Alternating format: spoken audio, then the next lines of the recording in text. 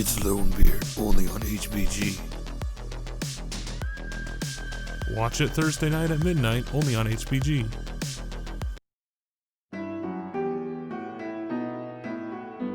Have you ever asked yourself, why is Super Mario a plumber? Why does he battle turtles and go through pipes? Find out the answers to these questions and more information about the video game Mario Brothers today on Hybrid Games' GAMERpiece Theatre.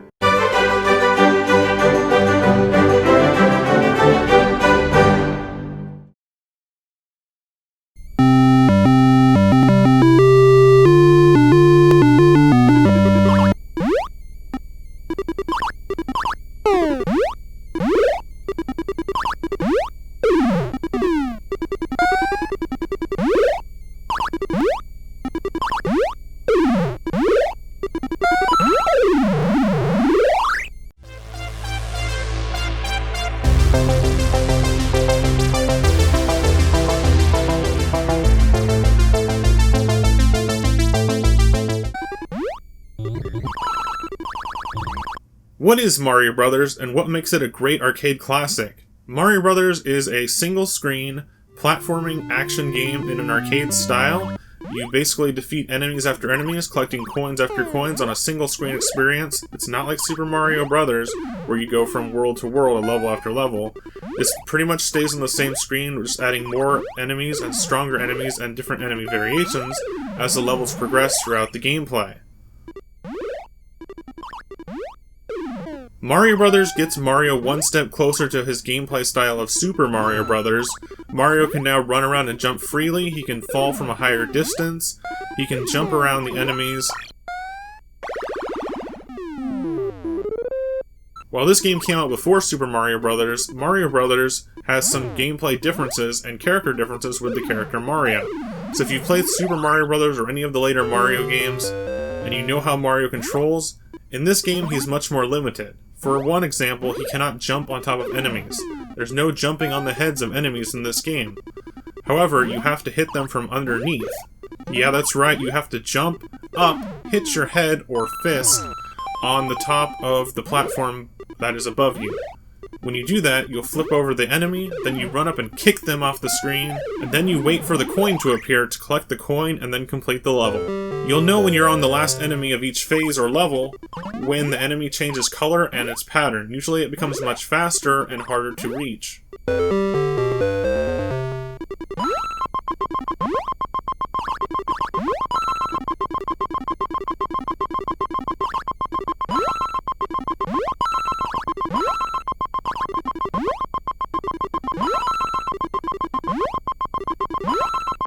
Every once in a while there's a bonus stage where you have to collect a certain amount of coins in a certain amount of time. Try to get your best score and you can get extra bonus points added to your high score. There's not much in the use of power-ups such as in Super Mario Brothers, but in Mario Brothers there is the POW block. The POW block allows you to punch the POW block at any time during the gameplay. You've got 3 hits on the POW block before it's gone for a while. The POW block allows you to flip over any enemies that are on screen as long as they are actually touching the ground. So there's certain enemies that jump around and hop. If those enemies are in the air at the time of hitting the POW block, they will not be affected by the POW block. Additionally, there are enemies such as the crabs that you have to hit twice with a normal jump. This also applies to the POW block, where you have to hit them twice. If there's different enemies on the screen at different times, you might have to try and adjust the way you use the POW block, because some enemies can be flipped over and then flipped over again, and you might not want them to be flipped over. Once an enemy is flipped back over, they're back up and running and ready to attack Mario.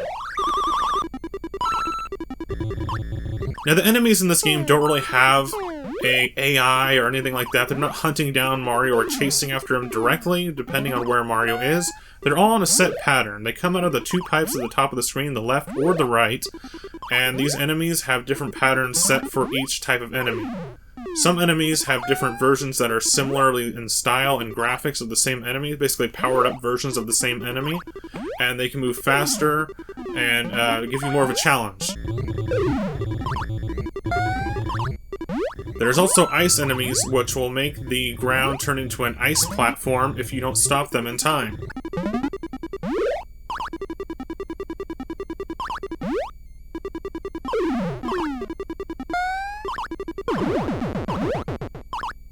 In addition to the normal enemies that you have to defeat in order to complete the level, there are also fireball type enemies that will appear on different platforms and chase you over the edge. But luckily, if you run from one end of the screen to the other end of the screen, you can actually loop around. So it has that Pac-Man style of looping around the screen in this game Mario Brothers.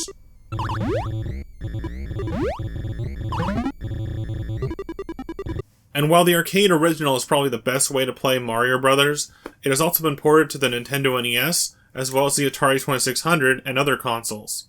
It's kind of interesting that you have a Mario game, a Nintendo game, on a non-Nintendo console. That doesn't happen anymore. So this was one of the last games to feature Mario and Nintendo on a non-Nintendo console, for the most part. We're not talking about CDI Zelda or Hotel Mario today. The Atari 2600 version of the game Mario Brothers is definitely scaled down from the arcade version and the NES version. It features much more limited graphics, it has some different gameplay elements,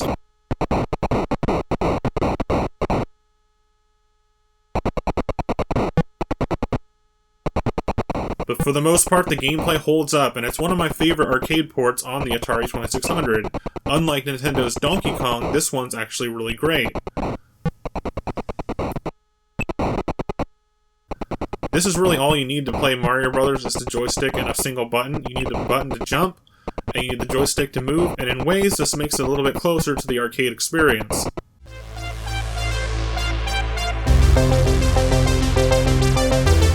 Mario Brothers was of course created by two people working at Nintendo, Gunpei Yokoi and Shigeru Miyamoto. Japanese video game designer Gunpei Yokoi co-developed the game Mario Brothers with Shigeru Miyamoto. Gunpei Yokoi was a longtime Nintendo employee. He's best known as the creator of the Game & Watch handhelds. He also invented the cross-shaped D-pad for the controllers, and also was one of the original designers of the Game Boy. He also produced a few series you may have heard of, such as Kid Icarus and Metroid. Yeah, this guy is huge for Nintendo. Not only did Gunpei Yokoi do that for Nintendo, but he also explained the details and intricacies of designing video games to Miyamoto at the beginning of Shigeru Miyamoto's career. He supervised him on the game Donkey Kong, and that brought him into his success. Based upon Donkey Kong, he was able to create the next Mario game, which is Mario Brothers. During the development of the game Mario Brothers, it was Gunpei Yokoi that decided to give Mario some superhuman abilities, such as a high jump and being able to fall from great heights. This is things that he couldn't really do in the game Donkey Kong. He also brought in the idea of having multiplayer in a video game. I don't have any video of the game being played in multiplayer today, but you can play up to 2 players in the game Mario Brothers at the same time. That's Mario and Luigi. The other game designer behind Mario Brothers is none other than Shigeru Miyamoto. Yes, Miyamoto. He is the creator of some of the most acclaimed and the best-selling video games of all time, including the Mario series, the Legend of Zelda series, Donkey Kong, and more. After Shigeru Miyamoto's success with the video game Donkey Kong, as well as its sequel Donkey Kong Jr. and Donkey Kong 3, he continued on with the character Jumpman. He turned the character Jumpman into Mario. Before he was Super Mario, just Mario. He also gave him a brother, Luigi. While it was released on many more consoles than I'm covering here today, the game on Atari 2600 was licensed by Nintendo, and it was programmed by a man named Dan Hitchens.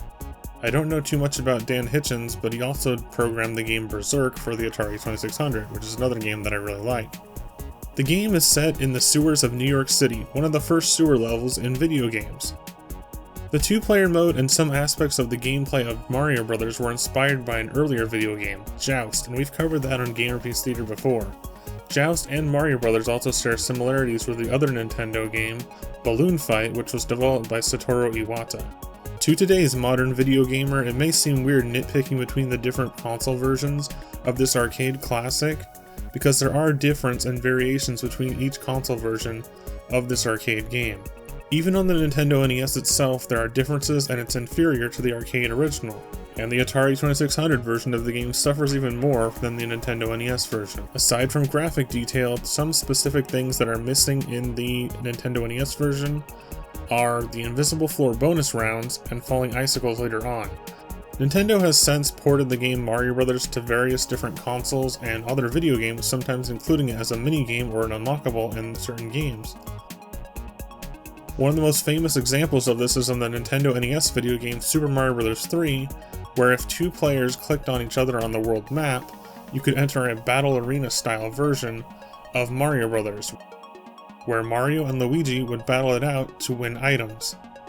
During development of the arcade game Donkey Kong, a man named Mario Segale visited the warehouse of Nintendo to collect some overdue rent from Nintendo of America president Minoru Arakawa. He argued with them in front of Nintendo employees. According to this popular urban video game legend, which is true, that is the reason why they renamed the Donkey Kong character Jumpman to Mario. But why is Mario a plumber in this game? In Donkey Kong, he was a carpenter, based upon the level design being a giant building. Because of Mario's appearance, with overalls, a hat, and a thick mustache, Shigeru Miyamoto thought that he should be a plumber opposed to a carpenter, and then designed this game reflecting that. Another factor was the pipes, which had a different inspiration, which we'll get to in a moment. The usage of pipes and sewer in this game was a natural fit for a plumber character. In the game Mario Bros., the background and level design are based upon sewer pipes. These sewer pipes are where all the enemies of the game as well as the coins come out of during the gameplay. But what is the inspiration and meaning behind those sewer pipes in Mario Bros.? According to an old Iwata Ask interview on Nintendo's official website, President of Nintendo at the time, Satoru Iwata, and Shigeru Miyamoto, the creator of the game Mario Bros. And the Mario character, said that the inspiration came from manga. Manga is the Japanese version of comic books. It has a distinct art style usually, and some different themes that may or may not be more mature or adult than the US counterparts. By flipping through the pages of a manga or comic book, it's easy to find inspiration. Within these pages, in the background of panels, you can find things like tubes or broken up and mixed up pipes. These were the inspiration for Shigeru Miyamoto's use of pipes and sewer in the game Mario Bros. And it all came from manga and comic books such as Astro Boy. That's the inspiration. Mario would go to different roles in the future of Nintendo, from different sports characters to a race car driver, and even in the game Wrecking Crew, a construction worker.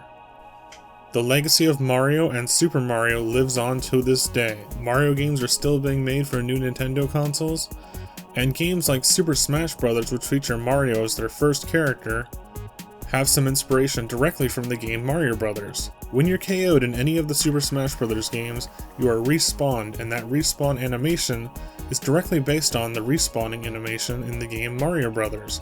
That small platform that you begin on and you jump off into the area for an arena, that is straight out of the game Mario Bros. You might even say the basic single-screen design of the levels in the game Super Smash Bros. Is also directly based on games like Mario Bros. Only Nintendo can turn the profession of being a plumber, facing off turtles and other enemies in the sewers, into an awesome, exciting arcade video game. And it's enjoyed by many different people, many different age groups, and Mario is just an iconic character and the mascot of Nintendo. When you think of Nintendo, you think of Mario. This is one of the first Mario games, maybe not Super Mario yet, but it's still an iconic Mario game that gets referenced in many of the other later Mario video games. So with the game Mario Bros., you can see the early beginnings of the branding of Nintendo and its iconic mascot and character, Mario, which is not just an iconic mascot and character, but also, for the most part, every single Mario game, especially the mainstream ones, have all been great games, successful hits, but worthy of that. They're all really great games in their own ways.